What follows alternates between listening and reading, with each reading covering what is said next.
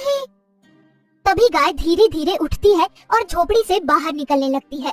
रघु और गौरी भी उसके पीछे चले जाते हैं। बाहर रघु का खेत पूरी तरह बर्बाद पड़ा था। मिट्टी सूख चुकी थी और फसल नष्ट हो चुकी थी। गाय खेत के बीच जाकर खड़ी हो गई। फिर उसने अपनी आंखें बंद की। उसके गले का सुनहरा हार चमकने लगा। अचानक चारों तरफ तेज हवा चलने लगी। ये क्या हो रहा है? अगले ही पल खेत की सूखी मिट्टी चमकने लगी। धीरे धीरे वहाँ छोटी छोटी हरी घास उगने लगी। फिर कुछ ही पलों में पूरा खेत हरियाली से भर गया। सूखे पौधे फिर से खड़े हो गए। हे भगवान, ये क्या?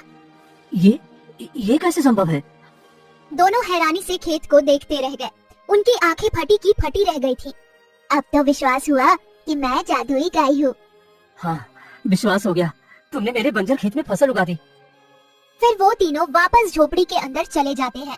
अंदर जाने के बाद रघु गाय से सवाल करता है, मगर तुम यहाँ कैसे आई? गाय का चेहरा अचानक गंभीर हो गया। क्योंकि इस राज्य पर बहुत बड़ा संकट आने वाला है। ये तूफान, ये बारिश, ये सब सिर्फ शुरुआत है। जल्द ही पूरा राज्य अंधकार में डूब सकता है। ये तूफान फिर कभी नहीं रुकेगा, कभी नहीं।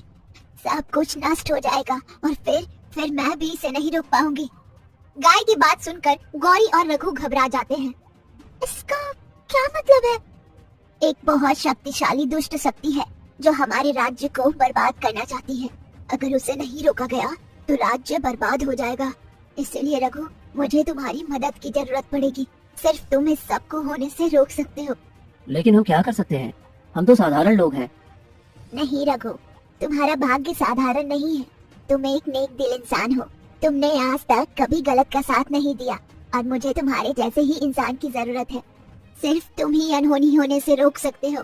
और अब समय आ गया है कि हम महाराज के पास जाएं और उनको सब कुछ बताया जाए। मतलब हमें महल जाना होगा? हाँ, और वो भी तुरंत। अगर देर हुई तो बहुत बड़ा अनर्थ हो सकता है, बहुत बड़ा अनर्थ। रघु और गौरी एक दूसरे की तरफ देखने लगे। उन्हें अभी भी यकीन नहीं हो रहा था कि उनके सामने खड़ी गाय सच में जादुई थी। लेकिन जो उन्होंने अपनी आंखों से देखा था उसे झुठलाना भी नामुमकिन था। ठीक है, अगर राज्य पर संकट है तो हमें महाराज को जरूर बताना चाहिए। हाँ हाँ भैया, चलते हैं। नहीं, हम तीनों नहीं जाएंगे। रघु, तुम मेरे साथ जंगल चलो और गौरी, तुम महल जाओ और महाराज को जल्द से जल्द जंगल के बीचों बीच बनी गुफा के पास ले आना। हम तुम्हारा इंतजार करेंगे। और फिर गौरी महल की तरफ चली गई।